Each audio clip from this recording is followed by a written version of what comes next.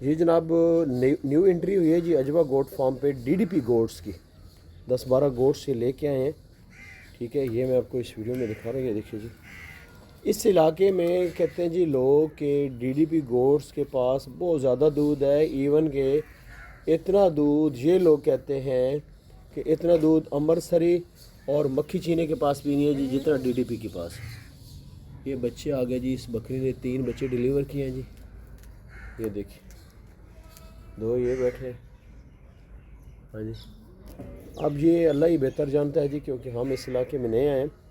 अजवा goat farm लिया चौक आज़म में ये डीडीपी गोट्स हम आपको दिखा रहे हैं। कहते हैं जी इनके पास 6 लीटर दूध होता है। ये छोटे बेबी जनाब, ये देखें, ये देखें, कमाल जी।